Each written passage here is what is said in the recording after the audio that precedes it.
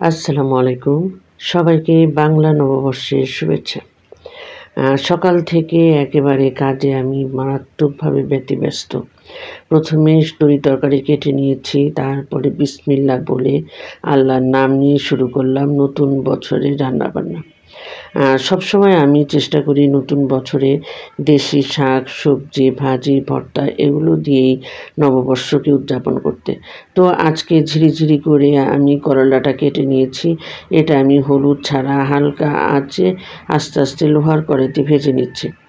আর পটল পোস্ত করব, পটলগুলোকে আমি ভেজে নিচ্ছি। খুব সাধারণ রান্নাবান্না। গতকাল আমার ভাগ্নি আর ভাগ্নি জামাই দুজনেই আমাকে একদম প্রায় 2 কেজিরও বড় একটা ইলিশ মাছ কিনে এনে আমাকে একদম সারপ্রাইজ করে দিয়েছে।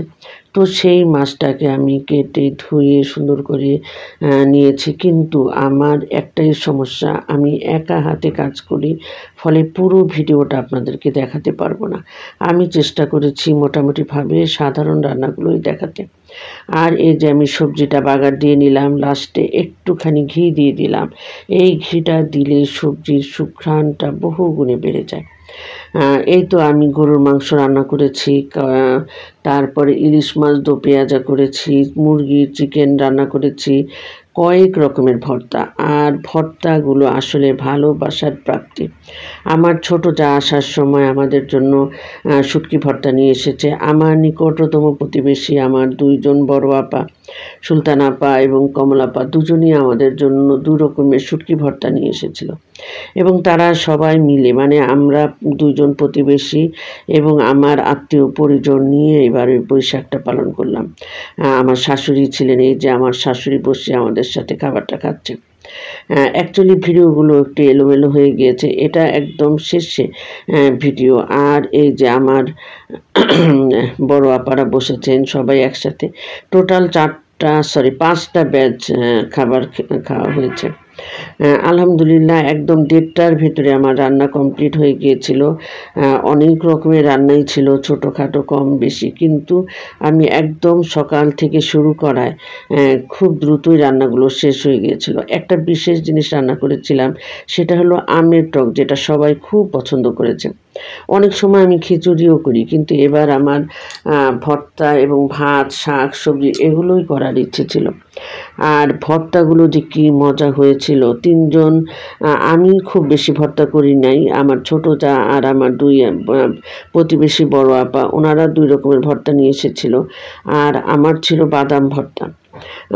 সবাই মোটামুটি ভর্তা দিয়ে ভাত খেয়ে খুব মজা পেয়েছি। এরকম খাবার চলতে চলতে হঠাৎ করে কালবৈশাখী ঝড় চলে আসলো, সাথে ছিল বৃষ্টি। এই প্রথম আমাদের এলাকায় বৃষ্টি হলো, যদিও খুব কম বৃষ্টি। আর রৌদ্র আর বৃষ্টি একই সাথে হয়েছিল। তাতেও আলহামদুলিল্লাহ একদম পরিবেশটা ঠান্ডা হয়ে গিয়েছিল। অ্যাকচুয়ালি আমাদের এখানে একদমই বৃষ্টি হচ্ছিল না, ফলে স্বাভাবিকভাবেই আমরা খুব গরমে কাতর ছিলাম। তারপরে যখন এই রহমতের বৃষ্টিটা এলো, তারপরে যার পর নাই প্রশান্তি। আলহামদুলিল্লাহ একে একে সবাই আমরা খাবারগুলো খেয়ে নিয়েছিলাম। আর সবাই খুব প্রশংসা করছিল অ্যাকচুয়ালি। আর সবাই মিলে যখন এই ভর্তাগুলো কমপ্লিট করে একসাথে এক টেবিলে বসে খেলাম, সত্যি সত্যি আলহামদুলিল্লাহ। আমি যে এত বছর ঢাকায় থেকে তারপরে আমি নারায়ণগঞ্জ নিজের বাড়িতে চলে এলাম, এখনও এই যে সবাইকে নিয়ে একসাথে খেতে পারছি, এটাই আমার কাছে সবচেয়ে বড় প্রাপ্তি।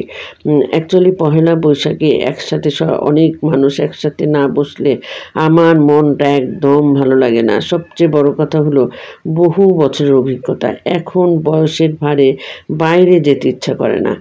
একবারও আমার মনে হয়নি যে আমি রমনার বটমূলে যাব কিংবা কোনো অনুষ্ঠানে যাব, রেস্টুরেন্টে খাবো। আমার মনে হয়েছে সবাইকে নিয়ে একসাথে দুপুরে আমরা একসাথে খাবার খাবো। বিকেলের আয়োজন ছিল হলো ফুচকা এবং চটপটি। অ্যাকচুয়ালি আমি এত ব্যস্ত ছিলাম যে ফুচকাগুলো ভেজে চটপটি পরিবেশনা করে আর সেই ভিডিওটা করার সময়